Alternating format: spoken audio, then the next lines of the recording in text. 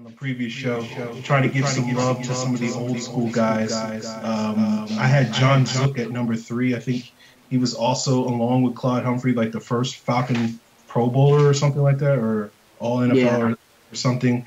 And he was basically Humphrey's, line mate throughout those years. And so they were basically like, the fearsome twosome coming off the edge. So I put John Zook number 3. Who else rounds out your top 5, Scott? For me, I'd probably put Kearney at 3 over Chuck Smith. I just think his peaks were a little bit higher, and I think as a whole, he's just a better player. When it comes to 4, that's where I put Chuck Smith. And then I don't really have a good number 5, so I was going to say Vic Beasley, but I'll just give you John Zook because I've never seen John Zook play, but I'll take your suggestion on that one. All right. Let's move inside to the defensive linemen. And I'm sure many of you guys can guess who I'm going to have number 1 if you've been a regular listener of the show. There's no doubt about it. And you can come at me if you disagree, but you lose. I got the number 1 interior defensive lineman, whatever you want to call it, D-tackle, Jonathan Babineau, one of the longest tenured Falcons. He may not have had the highs that other guys might have had. But, given the longevity of playing, 12 years in Atlanta and being really good for probably 7 of those years or 6 of those years, and including a year or 2 where he was in the argument, in the conversation. I know Pro Football Focus had him as their highest graded defensive tackle in 2009, and sort of that run between 2009 and 2012 was sort of his peak. I'll take Jonathan Babineau over those 4 years against any defensive tackle the Falcons had, so I have him number 1. Yeah, I'm going to go with a different name. I'm going to say Travis Hall because there's, one guy in the entire history of the Falcons outside of Travis Hall who's had 10-plus sacks in a season at defensive tackle, and that's Rod Coleman. Hall did it either 2 years or 3 years in a row. Hall was a big key contributor to that 98 defensive line that put up 40 sacks just between the starting 4. I mean, he's a monster. He's one of the best 3 techniques to play in Atlanta in history. And he was a hell of a run defender back in the day. He would eat double teams. And he'd play the 3, the 2, and the 1 all equally effectively. And it's tough to find guys like that. I'd put Hall at number 1. I'd have Babineau at number 2, though. Can't take away from Babineau's longevity. Hall played for 10 years in Atlanta? Babineau played for 11, and then Babineau played for 12, and then Babineau is basically not being forced to retire, but no one's signing him. And then I would probably do Rod Coleman 3rd. Yeah. For me, it's with Rod Coleman, certainly probably the best interior pass rusher the Falcons had. It would, but the reason I have Coleman at 5 below Travis Hall, who I had at 4. I had 2 old school guys at 2 and 3. Coleman, the issue with Coleman for me and why I couldn't put him higher was because he only played 4 years in Atlanta, and really 3.5 because that 4th year he was injured a bunch, or really those last 2 years he was injured a bunch. So he really only played 2 years with the team, and it's really hard for me to sort of put anybody on this list that played less than 4 or 5 years with the Falcons. I just feel like more guys that, wound up playing, 7, 8, 9 years with the team deserve to be recognized a little bit more. For me, the old school guys that I put on this list, one was Mike Lewis, who was the anchor of those Claude Humphrey and John Zook lines in the 70s. And I also put Jeff Marrow, which is a little bit of a cheat because Jeff Marrow was really a defensive end for most of his career in Atlanta. He played 9 years with the Falcons, but he also played a couple of years towards the end of his career when the Falcons switched to a 3-4 defense at defensive end. And so, some people consider that to be an interior defensive lineman. And just because the Falcons don't necessarily have an illustrious list of great D tackles, I just threw Jeff Marrow up there just to sort of round out the position group. So he was number 2 for me, and Mike Lewis was number 3. In that case, I'm going to throw in Mike Gann. Yeah. Because when the Falcons were playing at 3-4, he was sitting there eating double teams right in front of Tuggle and all those guys. He was eating a double team for Andre Bruce to run around, and Andre Bruce couldn't even get around the damn corner. Because Bruce is an asshole. Yeah, I mean, the interesting thing about the Falcons, even though I said that they don't have a lot of great D tackles, they had a lot of solid D tackles, just not a whole lot of guys that immediately sort of jump out at you as great all-time players. You could probably, someone else could have guys like Don Smith or Tony Casillas or Mo Gardner on their list as well. If you're have a little bit more of a recency bias, you might even be able to throw like Shane Dronette up there or something like that. So they've had a lot of solid D tackles, but not a whole lot of sort of top end Pro Bowl type of guys that were sort of had the longevity like they've had at defensive end. But now that we're done with the defensive line, let's move on and talk linebackers, where the Falcons have had a lot more sort of high level players. This is sort of a harder list, I think, to sort of whittle it down to 5 guys, or at the very least, even if you have a consensus of who the 5 guys are, how you order them could be very different. For me, even though, most people would probably assume you go Tommy Nobis, number 1, Mr. Falcon, the first player to ever play for the Falcons, the number 1 pick in 1966. I went with Jesse Tuggle, number 1. Tuggle's the guy. I don't get mad at lists too much, but the one sort of list/team that Tuggle was left off of, he was left off the All-90s team that the NFL announced back in the day, and I thought that was a miscarriage of justice, that a guy like Tuggle, who made 5 Pro Bowls throughout the 90s, was pushed aside by Levon Kirkland, of all people, who was a good linebacker for like 3 years in the 90s, but certainly not one of the all-time greats. So Jesse Tuggle's number 1 for me. Personally, I would have Tuggle over Nobis as well. I do think Nobis was a hell of a football player. I do think Nobis should be in the Hall of Fame. I also think Jesse Tuggle should be in the Hall of Fame. So I do Tuggle, Nobis. My third would probably be Buddy Kirk over a guy like Greg Brzezina or Keith Brooking. And then my fourth would be Don Hanson.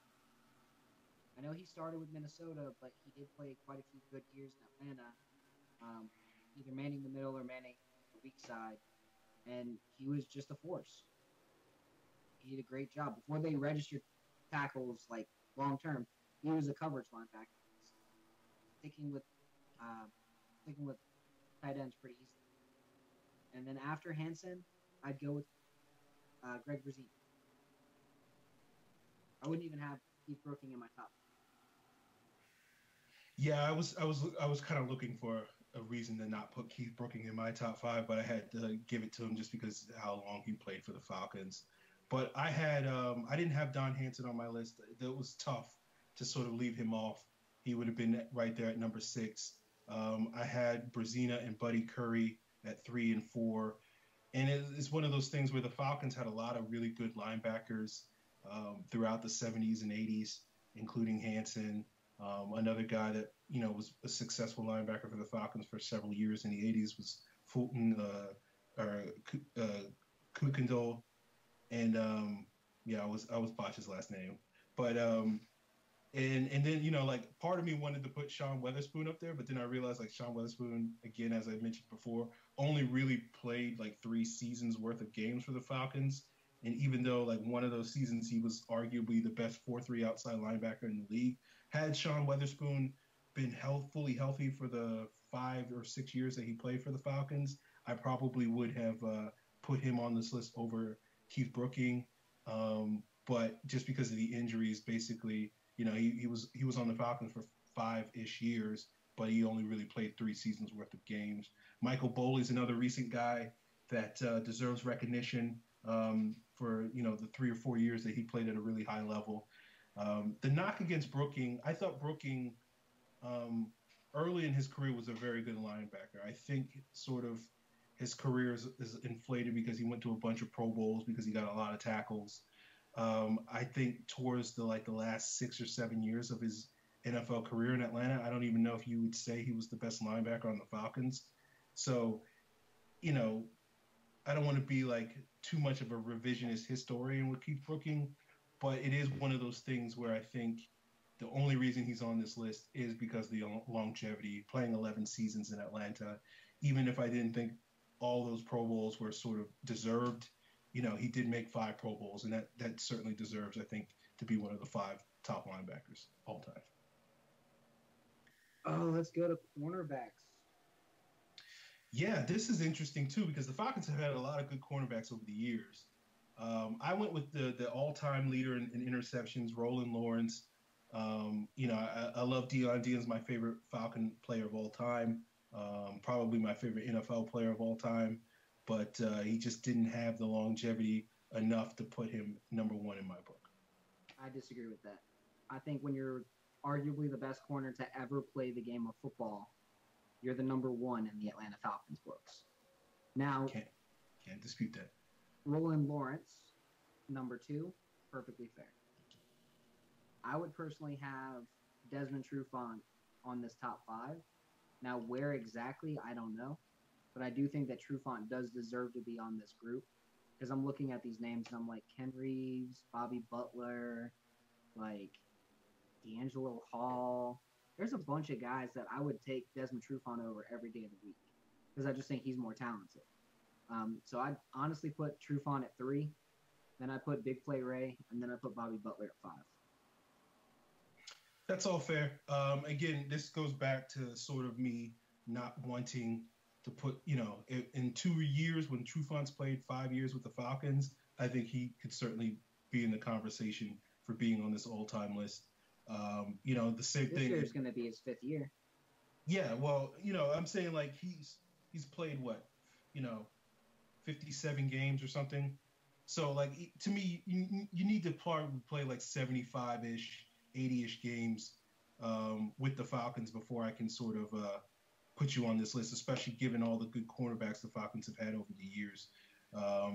Some of the guys that I've loved over the last 15, 20 years is Ashley Ambrose, Brent Grimes, but they just didn't play long enough in Atlanta for me to give them all-time best love. So I went with Bobby Butler, 3, Ray Buchanan, 4, Ken Reeves, number 5. So those guys sort of, are, I think, pretty, they were high-level starters for several years, got a lot of picks, and made plays. So they get the benefit over a guy like Trufant for me. That's fair. Now, safety is another interesting group. Scott Case is one of the all-timers for the Falcons. He's like the earliest memories I have as being a Falcon fan. Like it was Jesse Tuggle and Scott Case and Deion, and that's about it on their defense. And they were lighting people up. And so like Scott Case started his career as like a corner, and then he moved to safety, and was basically a high-level player at both positions. And he's definitely number 1. I had to put Ray Brown number 2, another one of those guys. Basically, like the all-time Falcons defense for me is pretty much almost entirely all these guys are guys that either played on the 77 team or played on the 80 team or were the were 1993 team. Yeah, or 98 or something like that. And a couple of guys like Nobis and whatnot that were sort of early, some of the first stars on the Falcons defense. But yeah, Ray Brown was another one of those guys that was on that 77 defense at safety, and he was number 2 on my list. Who do you got? So for me, I'm going to have, obviously, Scott Case. I think Tom Pridemore was a better safety than Ray Brown. He was more of a ball hawk. Even if the interceptions don't show it, I think he was more of a ball hawk. And then I'd have probably Ray Easterling, the other half of the Ray and Ray connection that they had in 77. And then I'd have Ray Brown. Then I'd have William Moore. Yeah, I got Willie Moe at number 3, Pridemore 4, and Easterling 5. Love me some Willie Moe. He'll always have a place in my heart. So he's number 3 for me, just because of the recency bias. I have no idea if he was a better safety than some of these other guys, but I think unlike Pridemore and Easterling, I think Willie Moe did have one Pro Bowl under his name. Special teams. Oh, Let's go ahead. just go over this. The safety combination that Atlanta has right now could very easily be the best safety combination they've had all time. And that's just because the best combination they've had all time is that Ray and Ray or the Moore Deku combination. And I think they've got better players, at least than Deku. I think Neal and Moore are pretty even. Yeah, I think Neal certainly has Willie Moe type ability, if not greater. Certainly, my expectations for what Neal would be in the NFL was a player like Willie Moe, just a little bit more durable. But he came in and played at a much higher level early in his career than I expected him to. Like the player he was last year, I sort of figured he'd be a little bit more closer to that this upcoming season or something like that. But yeah, I think the Falcons have had pretty good luck of having good safety pairs, even though it was a short-lived duo. When I first became a Falcon fan, and the big reason I became a Falcon fan was because I found out that Brian Jordan, who played baseball for many, many years in Atlanta and St. Louis and among other places, was related to me as a reasonably distant cousin. I think we're like second cousins twice removed or something like that. So yeah, not close. But anyway, like him and Scott Case for those 2 years in the early '90s, where they were the starting duo, was a pretty good safety pair. Unfortunately, for the Falcons, Brian Jordan decided he wanted to follow in Dion's shoes and play baseball. Fortunately for Brian Jordan, he wound up making way more money playing baseball than he ever would have done playing football. So and he was a pretty good baseball player. Yeah. So, it was a good choice for him, not necessarily the best choice for the Falcons. Like 2 of his years in Atlanta, he was actually getting MVP votes. That's how good he was. And all he was doing was being the guy that hit behind Chipper Jones. Yeah. All right, let's wrap this thing up with special teams talk. I refuse to talk baseball in this podcast. The way I picked my 5 special teamers, I tried to pick a kicker, a punter, a returner, a guy that covers kicks, and then just sort of a grab bag for the next one because I couldn't leave Morton Anderson off this list. But my kicker, I wound up picking Matt Bryant. And my punter, even though I wanted to go with Matt Bosher, I went with the Falcons' all-time punter and John James. In a couple of years, I think I might make the switch to Matt Bosher once he gets a few more years under his belt. But I had to go with the old school guy and John James at punter. And return specialist, I picked Tim Dwight. I know I could have picked Billy Johnson. I could have picked Allen Rossum.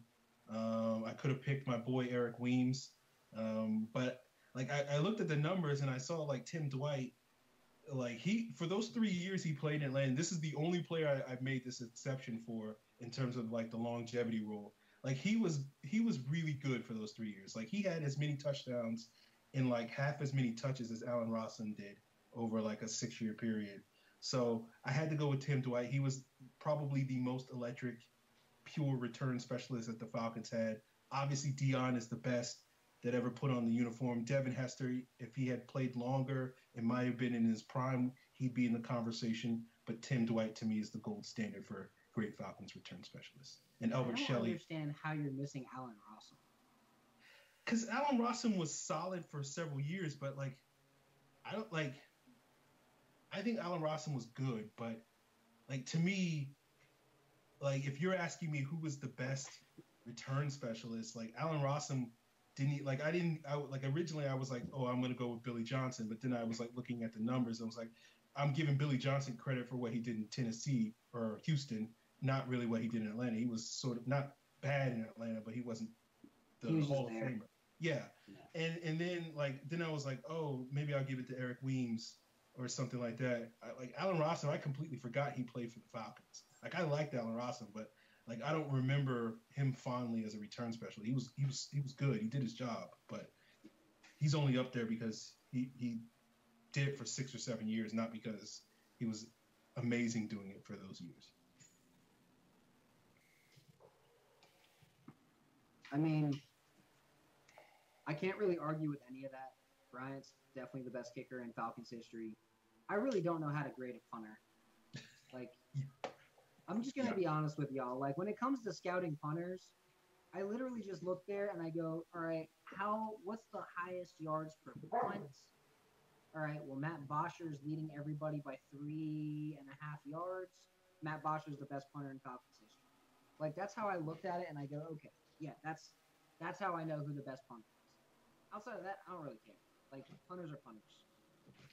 Punters and kickoff specialists, like, I don't know how to grade them. I really don't. I'm not a special teams coach. If I was ever a GM, that'd be like the one position I'd be like, hey, I hired you to know this. You know this. And I'd hire like a soccer guy too. Be like, you're a kicking specialist. That's all you do is kick. Let me know what's going on. Like, because I don't understand how to scout this. Okay. Well, as someone who has written like 6 long snapper scouting reports, I do consider myself one of those crazy people that takes that stuff a little too seriously. Special teams does matter. But yeah, that's the top 5 Falcons defensive players of all time.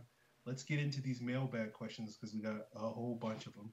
And I do want to apologize to folks that they're looking at me and they're like, what's wrong with Aaron? Why is he sweating so much?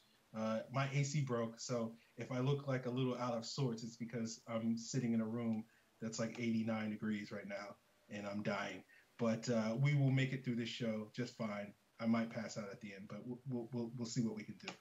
All right, our first question comes from Coffin Shoes. He asks, any chance we bring in Revis and give him a look at free safety, or at the very least for veteran depth? I think the whole Revis to Atlanta boat, if it was there, passed a long ass time ago. Yeah, I mean, like that seems like a move that the Falcons could have made in like 2014 or 2015, maybe. But yeah, the whole Revis, Revis is my guy. I'm a pick guy. Revis is my guy. Best cornerback that's put on an NFL uniform in the last 8 years. Love that guy. He's going to be a Hall of Famer one day. But like, no, he's not really a safety. He's kind of a washed-up corner at this point.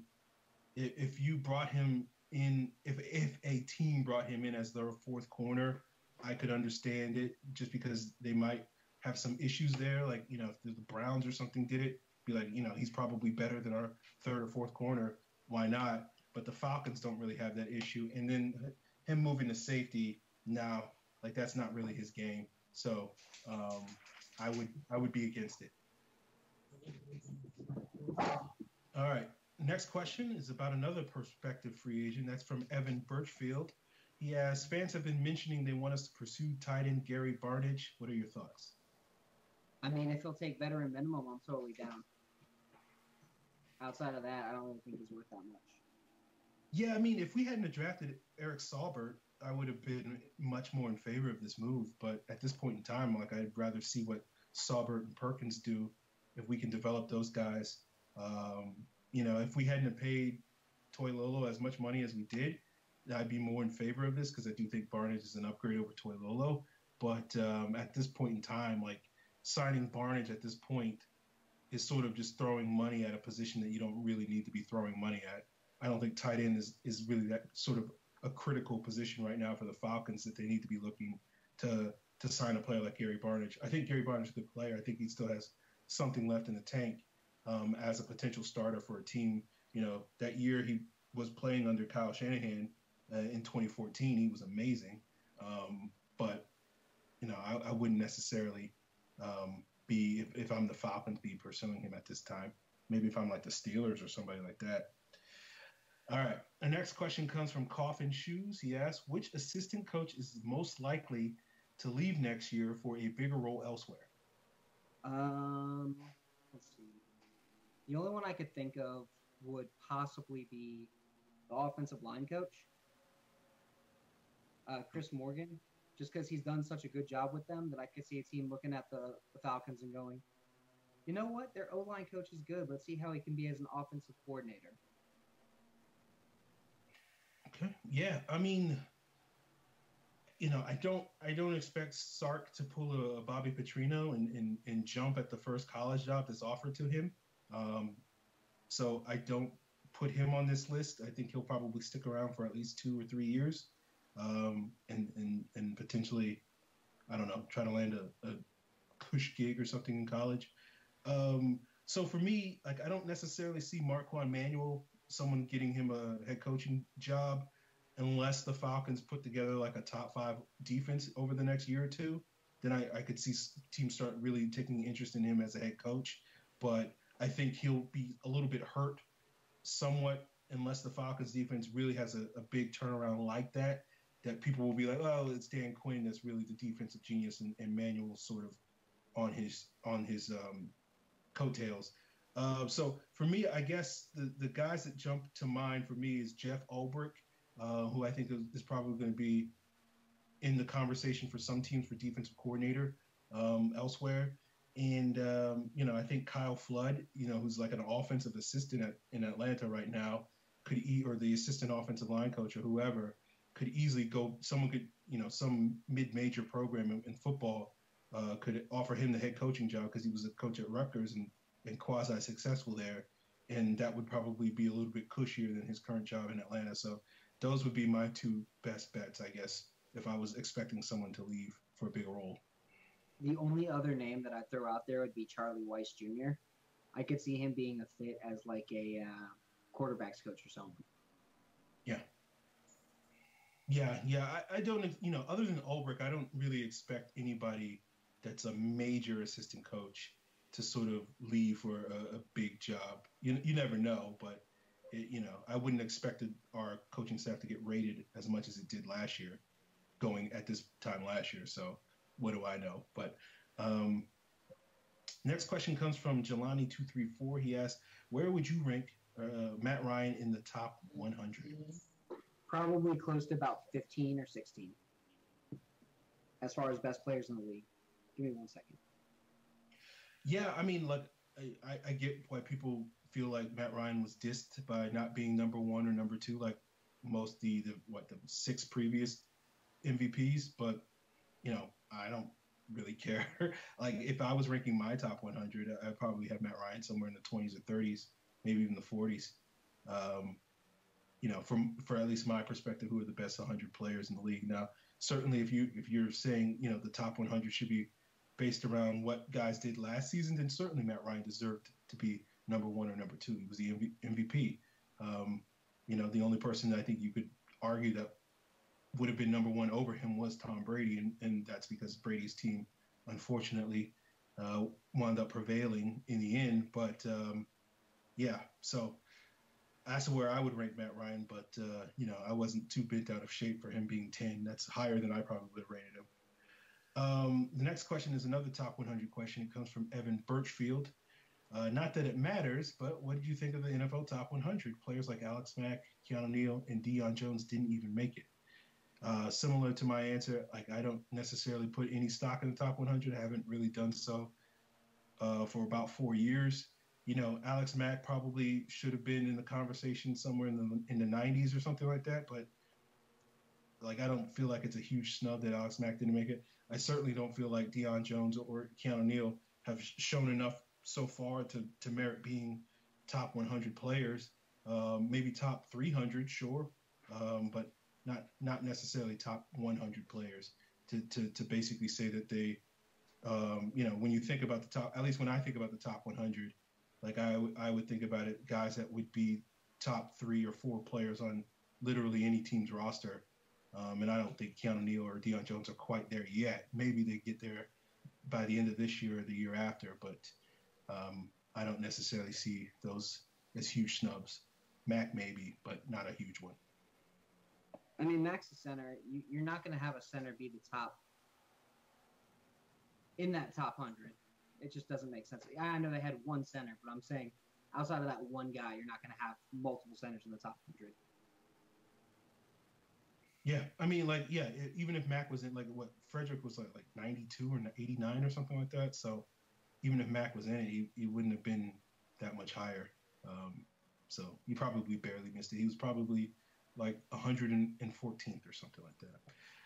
Next question comes from Falcons Andy. Do you think you can learn anything from OTAs? No, you don't Okay, learn any. You don't learn anything until you get to training camp and preseason games. that's fair. Yeah, I think the only thing you can really learn is maybe there's a surprise depth chart guy like last year. Brian Poole was sort of getting a lot of the first team reps at nickel, and you learned like, oh, Brian Poole's going to have a legitimate shot to win that nickel cornerback job. That they weren't kidding with that. Like those are the types of things that I think you can learn from OTAs, where like the team says something during the offseason, you're like, okay, I'll believe that when I see it, and then then you hear that, oh, this guy got all the first team reps during May and June, and you're like, oh, okay, maybe they were being serious about that.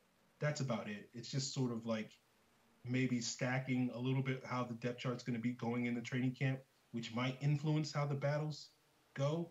But for the most part, those things are going to be determined in August, not necessarily May or June. Evan Birchfield's question are: what are some of the questions you're looking forward to seeing answered by the end of training camp? Let's see. Who's going to start at right guard? Who's going to be the primary pass rusher across from Vic Beasley this year? Is Tack going to be ready for that, or are they still going to just have Reed? Or like, who's going to be that guy now that Freeney's gone? Is a real question. So like maybe it's Claiborne. Maybe Claiborne plays outside and they're playing Poe and Jared inside. So I just don't think we're going to see a lot of Tack early in the season unless Tack is healthy. And that's the other thing. Is Tack going to be healthy? Because if Tack's healthy, then we might actually get to see a little bit. Yeah, that to me is probably one of the bigger questions. How healthy is Tack, and how much are we going to see him early in the season?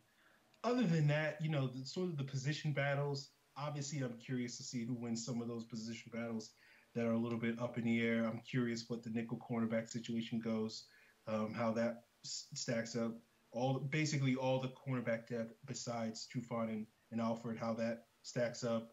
I'm curious what the defensive line rotation is going to look like. Obviously, right guard is a position battle, fullback is a position battle. But for me, the main thing I'm looking forward to seeing is sort of where players are, particularly the lesser players, a lot of the guys that will make the team but necessarily won't be playing a whole lot this year and sort of will be redshirting in 2017 unless there's an injury. Seeing where some of those guys are in the terms of their development compared to where they were last year. That first to second year jump is always a big one.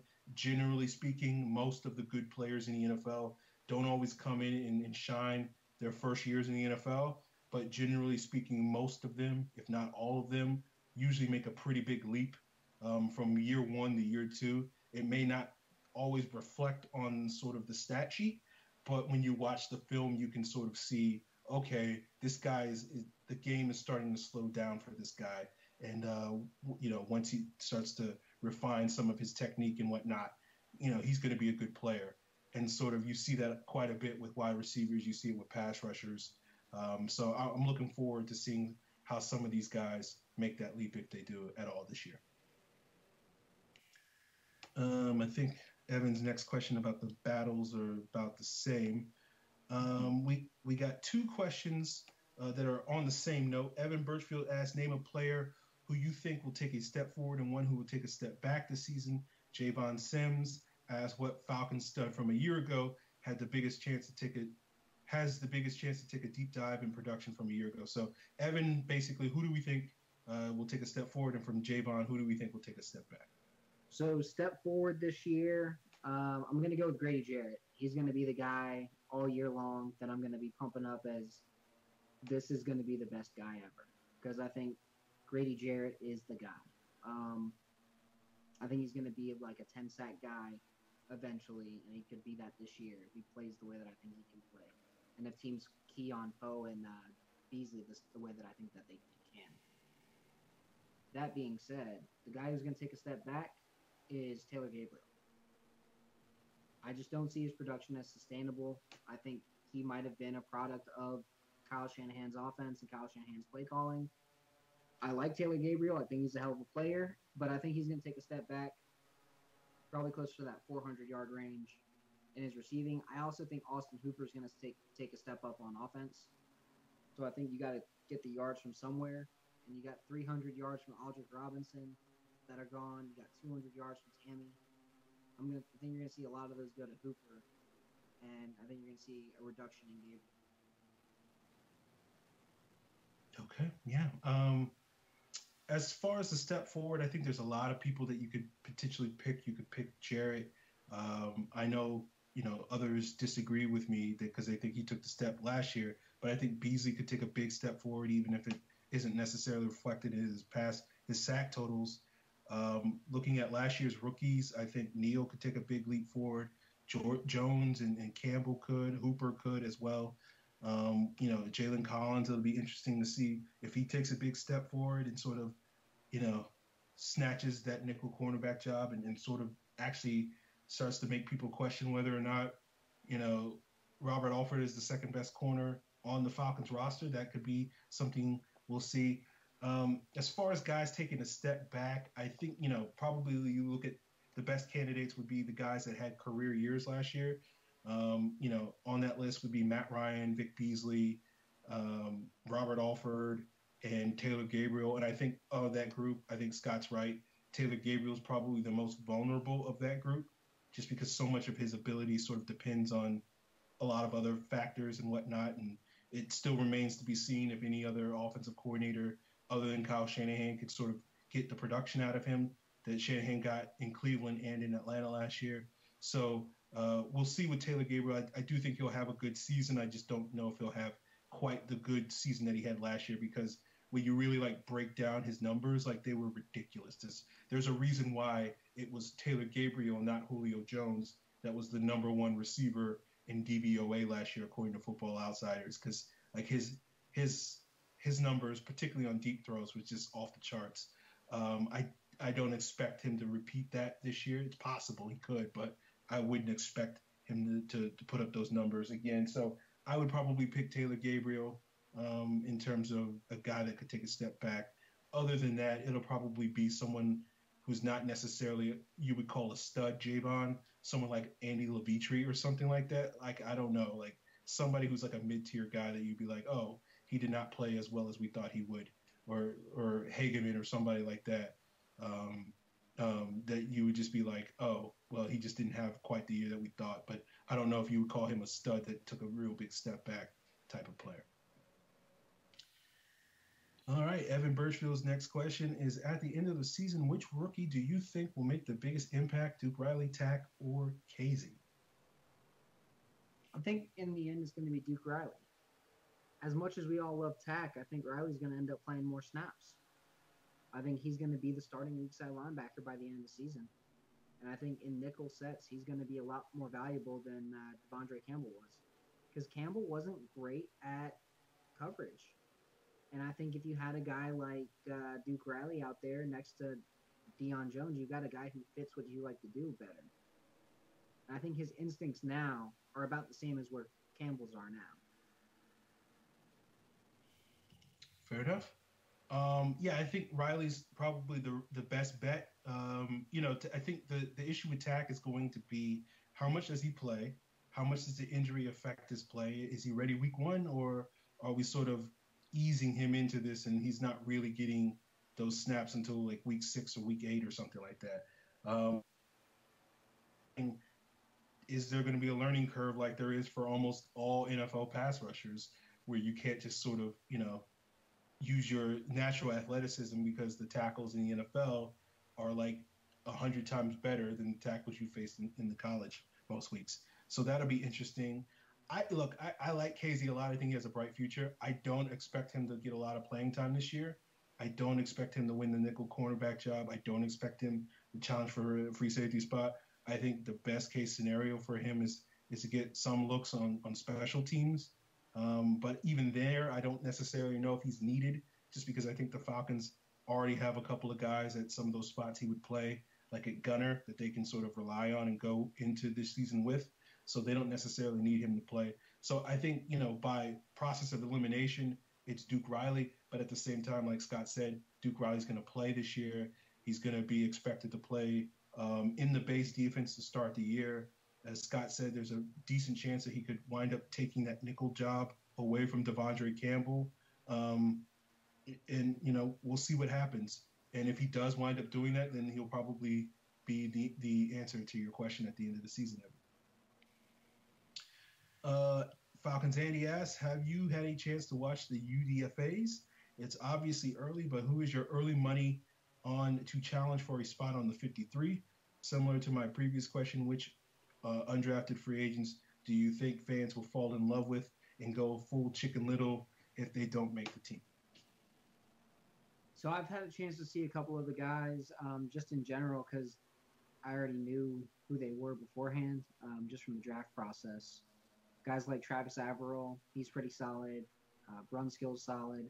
I think fans are going to get pretty in a tizzy if Andreas Nappy isn't on the team at the end of training camp. He's a hell of a football player. He's going to remind a lot of people of Ryan Schrader. That's who I see. Another player that I personally like that I think will end up starting at fullback is Tyler Renew. I don't think Derek Coleman is that good as far as fullbacks are concerned. As Aaron says, you can go into a scrap pile and find any fullback and put him in there and it'll work out. So I'm one of those people that thinks if you take a good running back from college, you put him at fullback, and he already knows how to block. He already likes to hit. He's already been blocking and hitting on plays when the ball doesn't go to him in his triple option. I do like Tyler Renew. I think he'd be a perfect fit in Atlanta as a fullback. They run an outside zone base offensive line at the Citadel because they have to, because they can't get bigger, stronger, fatter guys to actually come in there and play. So I do think Renew will be a guy who ends up on this final roster. And then out of all the guys that are left, I think we might see Jordan Moore end up as the backup strong safety this year, even over Sherrod Niesman. Love Sherrod Niesman, but I could see a situation where they say, you know what, Jordan Moore is more of what we have in Keanu Neal than you are, so we're going to go with him. So I think those are the three guys to watch out for. Reggie Davis is going to get a lot of love. He went to Georgia. Quincy Moje is going to get a lot of love. He went to Georgia. Quincy sucks. He just has no instincts. Great athlete, no instincts. And I do think Reggie Davis could end up winning a job if he gets the return specialist spot. He could beat out guys like Nick Williams and who's the sixth guy? Kid from UCLA. Devin Fuller. He could beat those two guys out pretty easily as a gunner if he picks it up quickly because he's got the speed. We just have to see it happen. That's the only other guy. This is an interesting undrafted class because I've looked at several of the guys and I think they're all solid players. But I think one of the problems with the Falcons is outside of the offensive line, they don't really have a whole lot of open spots on the roster. Maybe one of the linebackers can make it. Maybe one of the DBs might sneak on as like the 10th guy if they play really well.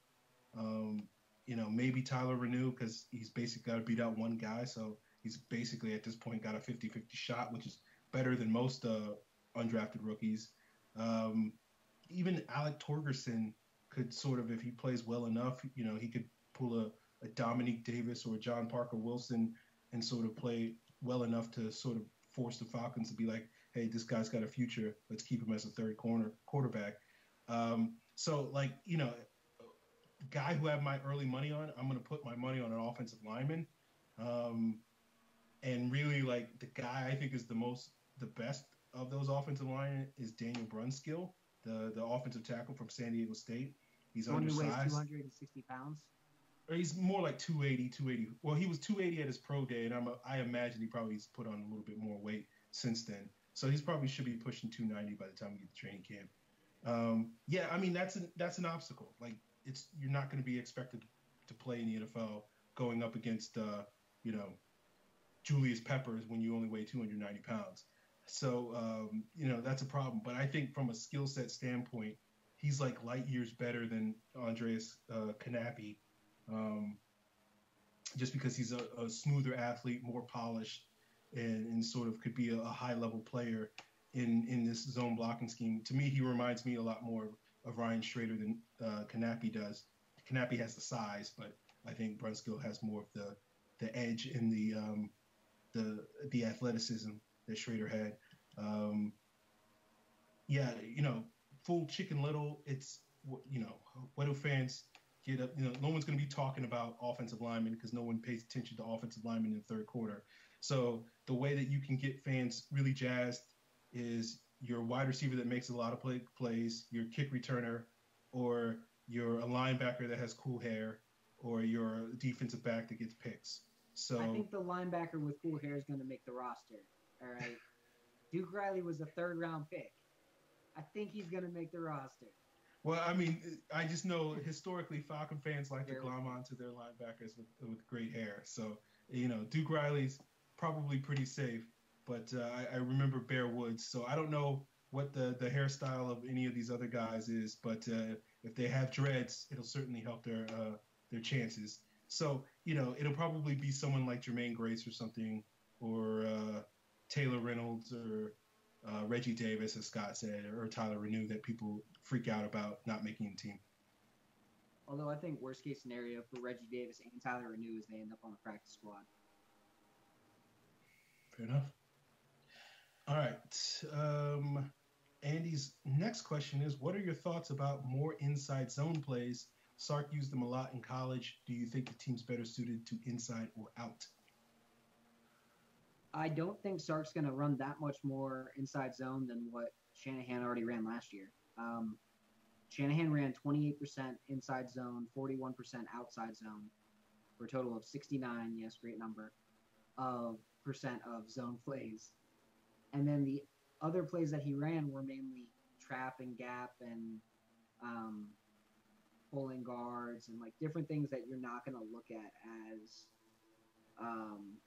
what do you call it? Like they're not zone, they're not man, they're just like schemed plays for that guy. So I think we're going to see a lot of the same kind of run concepts.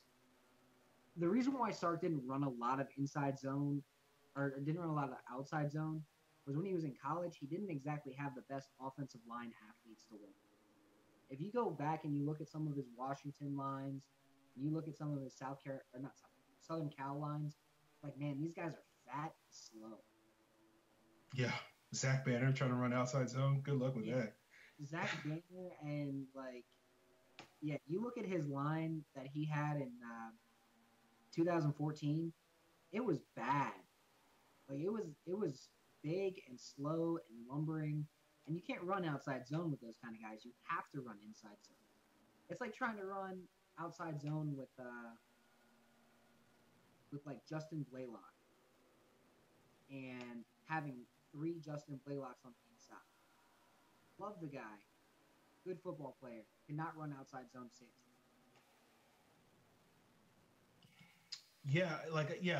I don't necessarily put stock in the whole, Sark's going to use more inside zone plays. Why would he? If Sark's going to change anything about the offense, I think it's going to change the passing game. But why would he tinker at all with the rushing attack? The rushing attack is great. It's a well-oiled machine. Why would he come in and he'd be like, no, we're going to run more inside zone. Now that we have a new right guard and it doesn't make any sense. Just run the same run plays, change the passing scheme if you want, tweak that a little bit, run more shotgun, run more 3 wide receivers, run more run pass options, all that type of jazz. If you want, whatever you want to do with that, tinker. But don't mess with the running game. I don't think the Falcons are better suited to run inside zone. Mack is great on outside zone. Levitre's great on outside zone. The one player that's probably the worst fit in the outside zone scheme is Ryan Schrader. And we know that Ryan Schrader is not bad at running the outside zone. So no, he's good at it. Yeah, so it's one of those things where it's on paper you would look at Schrader and you'd be like, oh yeah, he's not an ideal outside zone guy, but he does it just as well as anybody in the league does for a right tackle. So again, changing that up to me, if Sark does that, I'm gonna be like, okay, either you're a genius or you're just a crazy person. If it ain't broke, don't fix it. I mean, the way I look at it, it's not like we're talking about the 2010 line here where you got Blaylock and Clabo and Dahl in there who can't really move as well to play this outside zone. Whether it's Schweitzer or Garland in there at right guard, they're going to be quicker than Chester was last year. That's not saying Chester was slow. It's just Chester was old. And I think when you have, you know, 5 guys who are perfect for outside zone, you might end up running more. Like, I could see a situation where Sark's like, no, we're just going to run more of it. We're going to run more outside zone. We're going to run less inside zone and less trapping plays. We're going to be more like the Broncos and run a 50% split in outside zone. I think that's more where he might head, just based on the personnel Atlanta has, and if he's really trying to call the games the way Dan Quinn wants him to call, I think that's the direction they'll be heading, is more outside zone, tire the line out, make it to where they can't really rush the passer that effectively because they're exhausted. Yeah. Two similar questions, one from Evan Birchfield and the other from Javon Sims again. Evan asks, I know it's way early, but predicted division winners for this season. That's the league, I guess, as a whole. And Javon asks, who do you feel is the biggest competition to the Falcons in the NFC South? Easy question for the second one. Biggest competition is easily the Bucs. They're by far the best team in the South outside of Atlanta. Like, the Saints suck. The Saints fucking blow on defense. Their offense is good. They're going to score another 450 points this year, but they're just not going to be a good defense. Like, they're going to allow 450 points again this year, too. They're just atrocious on that side of the ball. The Panthers, who really knows what they are right now? Like, they could be better. I don't know. There's too many question marks with the Panthers to be confident in their abilities. I don't know where their edge rush is going to come from. I don't know where their, good coverage is going to come from. They don't have a single guy who can cover Julio. They don't have a single guy who can even cover Mohamed Sanu. Captain Munnerlyn, Daryl Worley, these guys can't cover Sanu. Like, I'm not worried about that. But the Bucs have talent. The Bucs have 3 solid linebackers between Alexander and David and Kendall Beckwith that they just drafted. They've got a hell of a nose tackle in Chris Baker. McCoy is a really good pass rusher from the 3 tech. Olsen's a good base end. Ayers is a good end. And then they got Spence and Jacqueline Smith coming back to rush the passer. I mean, they're pretty much set. And then they got Grimes and Harkins. The only real hole I see on that defense is at safety. I still think the Falcons win the division. Don't get me wrong. But I think the Bucs defense has gotten a lot better this offseason.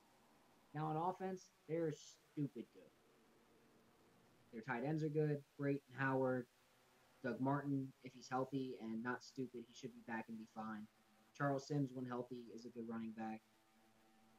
Jameis, third best quarterback in the division, but if we're looking at quarterbacks league-wide, he's probably top 15. Like, this division has ridiculous talent. And then the receivers, Jackson and Evans, are fucking insane. Like, Evans might be the 5th best or 6th best wide receiver in the NFL. And then Deshaun Jackson is still the best deep threat. He finally has a quarterback that can get him the ball in the proper spot, too. Kirk Cousins could have easily broke 5,500 yards if he could have hit Deshaun Jackson in stride. The amount of times Jackson went downfield, Cousins tried hitting him, and he just couldn't. He missed him on one. Yeah, I'm with you on that. I think Tampa Bay is the team that could really potentially challenge the Falcons the most in the South. Carolina, I think Carolina will rebound somewhat from their last season, but I do think Cam being out the whole offseason and not sort of the questions about him not necessarily integrating fully into the new offense that they're going to try to install. The fact that he hasn't had the opportunity to really work with all those guys, I think means that they probably get off to a slower start this season than they probably need to in order to win the South. So I think Tampa Bay is the team that could challenge the Falcons the most. They potentially could do a lot of the same things that the Falcons did last year, particularly offensively. If their running game is up to par, they're going to be a heavy play action vertical offense, even more so than the Falcons were last year with Evans and Jackson. And other than Cam Newton, no quarterback has liked to push the ball down the field more than Jameis Winston the last 2 years.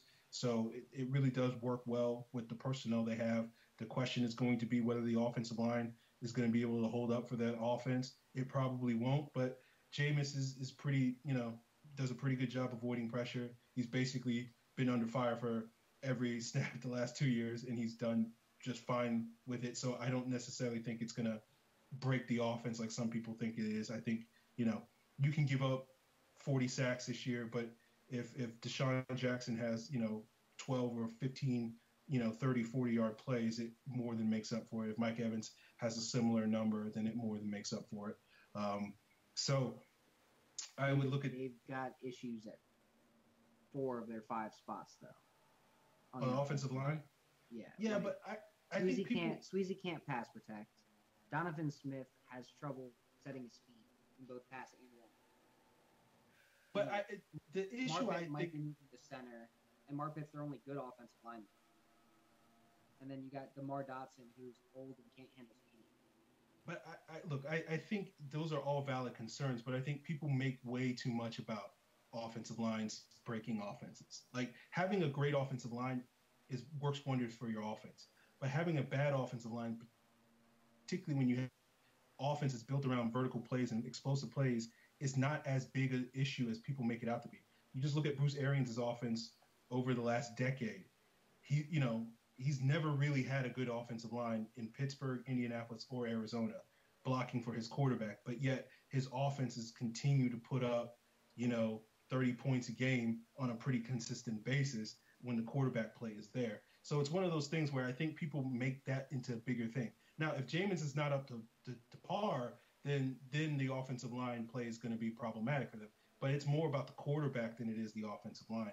I mean, honestly, people make a big deal about the Falcons' offensive line last year, but they gave up almost 40 sacks last year. Matt Ryan was hit 130 times last year. So it's not as if like they kept Matt Ryan clean and that led to all their big plays. Matt Ryan was taking a lot of shots, but it didn't matter because guys like Gabriel and Julio and Aldrick Robinson were making big plays all over the field. So, again, you can give up a bunch of sacks, but if you get big plays to counter that and you score touchdowns to counter that, it's sort of inconsequential.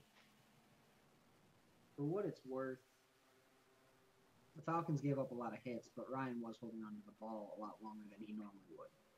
I don't buy that. When he was rolling out, he would take hits on rollouts. Line can't do anything about that.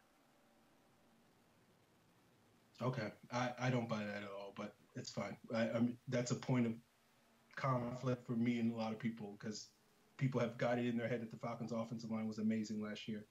It was good. Don't get me wrong. I'm not trying to bash the offensive line. It was good, but it's probably not as good as people make it out to be. All 6 of the Falcons' losses, they got their butts kicked in those games. But let's move on. To answer Evan's question, the division winners, the only divisions I would change is the AFC West. I think Oakland's going to win that. The NFC East is probably going to have a new division winner. I know Dallas is the favorite there by far, but that's a division that always seems to flip-flop. So you can basically pick any team out of a hat and say they're going to win the NFC East. But other than that, I would probably keep all the other 6 divisions as the same: Seattle, Atlanta, Green Bay, Pittsburgh, Houston, and New England. Okay, next question is from Javon Sims. He asks, do you think the Falcons have the makings of a Patriot-like dynasty? I'm not going to jinx it. I think it's possible. I think they've got the talent. I think they've got the right coach. I think they've got everything working for them. If they stay healthy, I think they could do it. Now, I'm not going to sit here and say they're going to win 3 of the next 6 or 3 of the next 4 or anything like that. They might be able to win 1 in the next 2 years. I think that's not saying anything crazy. Yeah, I mean, look, there's really never been a dynasty in the NFC for a very long time, really since the Cowboys in the 90s. You've had teams that may have had like 2 or 3 years where they made a run, like Seattle or Philadelphia or San Francisco, where they could have probably went to multiple Super Bowls over a 2 or 3 year period. But other than that, like it's pretty tough to sort of sustain in the NFC. So the odds, like I would probably say statistically, the odds aren't necessarily in the Falcons' favor, but I think they have what it takes potentially, particularly if the defense really does come together this year and next year, and the offense is able to maintain a high level. I don't think they have to be as good as they were last year, particularly if the defense can sort of step up. But if they can put together a top 5, top 10 offense consistently, and have a potentially a top 10 sort of defense in the next year or two, then I don't see why they wouldn't be able to have another couple of opportunities to sort of put some Super Bowl runs together. Whether they take advantage of those, we'll have to see. But the reality is, like, dynasties come few and far between in the NFL. Like, the last real dynasty, I would probably say, if you're making a case other than the Patriots, is probably like the 05 to 2010 Steelers, where they sort of took over as like the lead team in the AFC for a couple of years when the Patriots were down. But even in the midst of that, the Patriots still had their 16-0 season. But like, I remember, 7 years ago, people were saying the Packers could be a dynasty.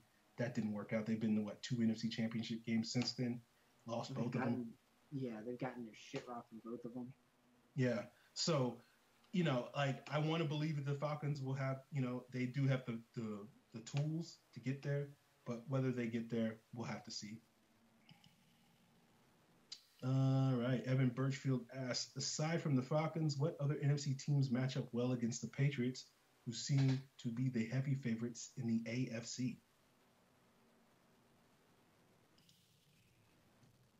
Wait, what? What other NFC team do you think, basically, if not the Falcons, who do you think in the NFC can beat the Patriots in the Super Bowl? Is what he's asking. I mean, I don't know. There's not really many good teams in the NFC. Like, I think it's the Falcons and maybe the Packers. Maybe. I think the Cowboys would match up well, but I don't think they'll get there. I don't think their defense. I think the Cowboys could miss the playoffs with how their defense is having as much turnover as it is, especially in that back group. So I don't really think there's a team in the NFC except for maybe the Falcons that can beat the Patriots. Yeah, I mean, the Patriots, yeah.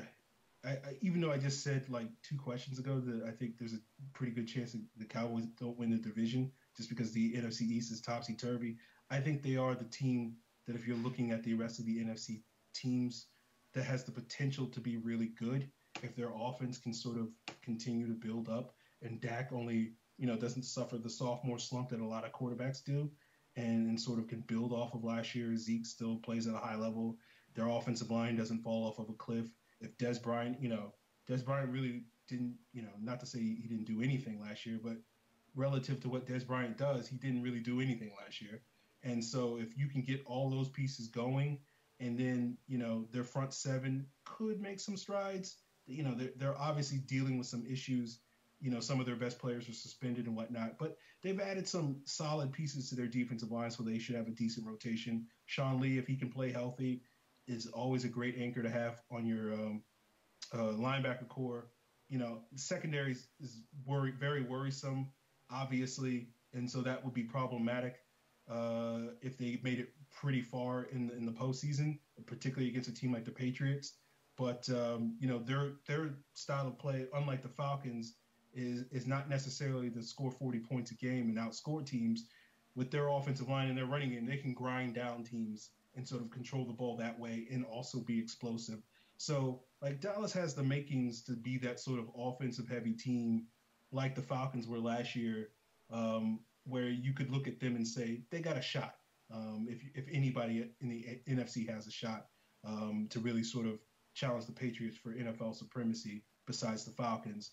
I'm not a big believer in Green Bay or Seattle at this point. Maybe they surprise me and sort of play much better than I think they will. But other than those, I don't necessarily see anybody else as a true blue Super Bowl contender outside of Atlanta and Dallas. Okay. Javon Sims asks, fun question here. We'll be the judge of that, Javon. What player, not a quarterback, would you take from special teams, offense, and defense from around the league if you could? If I was going to take a returner, because that's all I'd look at on special teams. Actually, let's start with offense. I would take Kelechi Osemele Throw him right in there at right guard. Have one of the best offensive lines in the league. At returner or on defense, I would take Von Miller and put him across from Vic Beasley and just destroy shit. Because you already got Dontari Poe. You already got Grady Jarrett. Just destroy shit. When it comes to returners, I'm trying to think of who like the best returners are right now. There's not anybody who like stands out. Tyreek Hill. Yeah, but he's a woman beater. I don't really like him for that reason. Fair enough. I'd go with like Tavon Austin for that. Like, I mean, there's really not much out there. Maybe Cordero Patterson. Okay. Special teams is tough because obviously the other than long snapper, no offense, Josh Harris. You would probably take a returner, but I don't really care about returners at this point in time in NFL history. So like I wouldn't necessarily look at somebody and be like, oh, I want him on a team. So if I was looking at special teams, love you, Matt Bosher, but Marquette King would be pretty fun to have as the punter. So that would be my pick for special teams. Defense, I go with an edge rusher. I go with someone who you put opposite Vic Beasley on that right side. I would go with Everson Griffin, just because he can also sort of kick inside too from time to time and allow Tack to rush off the edge. Offense, I have to pick a right guard. The obvious choice for me is Zach Martin, if I could take one player, because, he's arguably the best guard in the NFL, and I'd plug him in at right guard.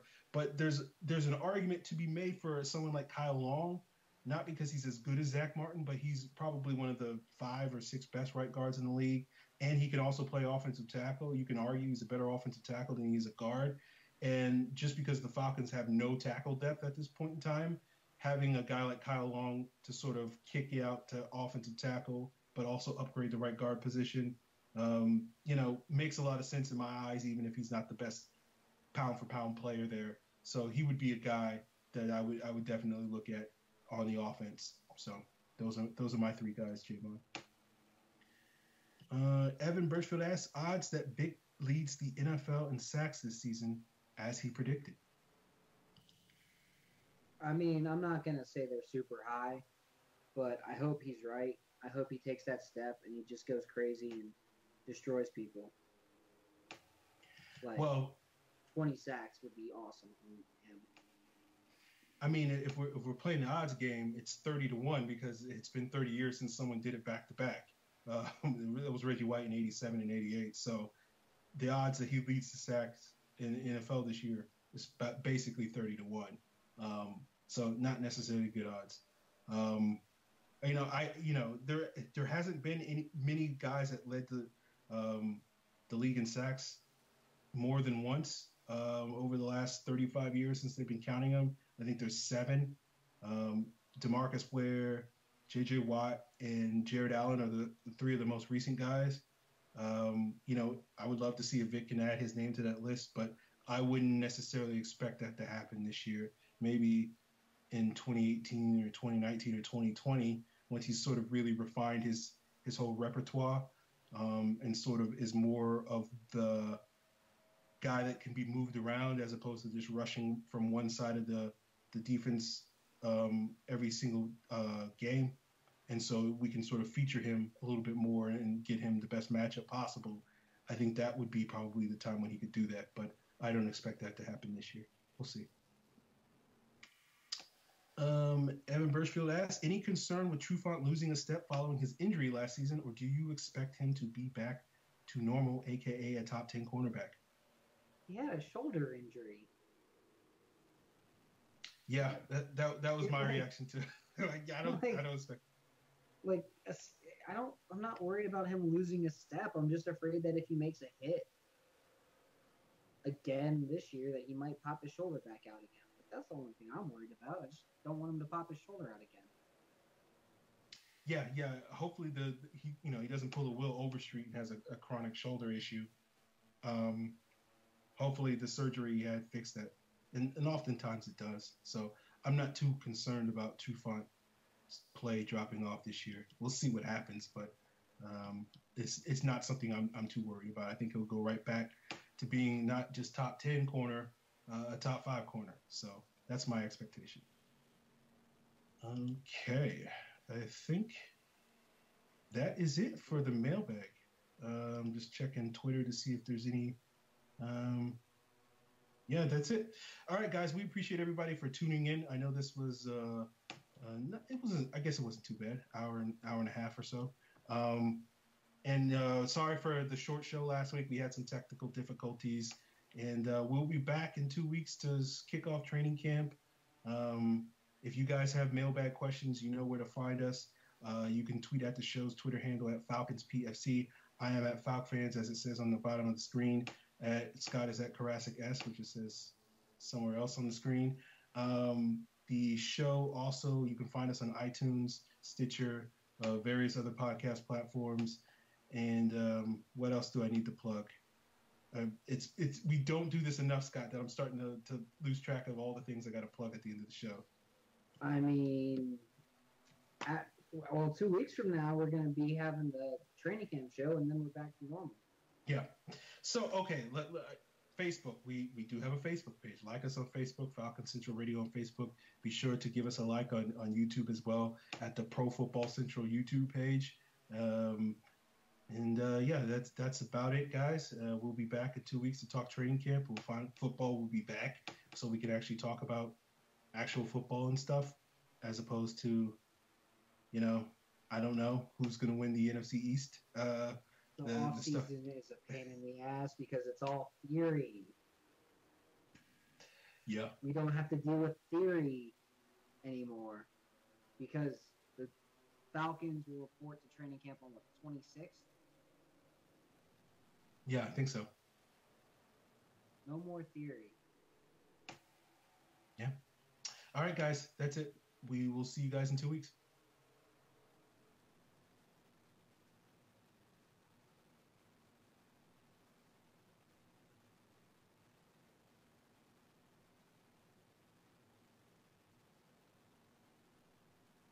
All right, you good?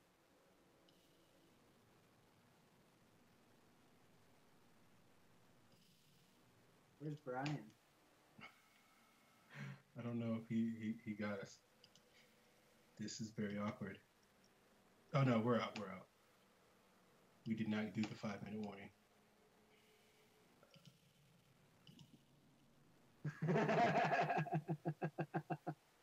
So we're just going to sit here and chill for a minute.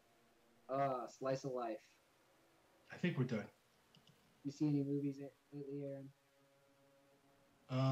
No. I'm hoping to see Spider-Man next week or this weekend.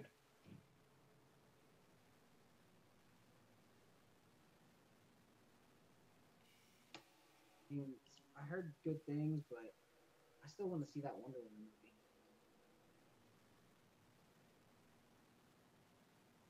movie. You haven't seen Wonder Woman yet? Still haven't seen it yet. Okay. I think Brian is messing with us now. I think he is too. Dude, this wedding planning is going to be a pain in the ass. We got to do catering testing this weekend. How's that going to go? We got to drive out to Loganville, which is like an hour, and I'm not looking forward to driving out to Loganville. I'm excited to taste all the food. Don't get me wrong. That's going to be the best part of the whole thing. We got a lot of the wedding planning stuff done now, like the important stuff, like the venue and the alcohol.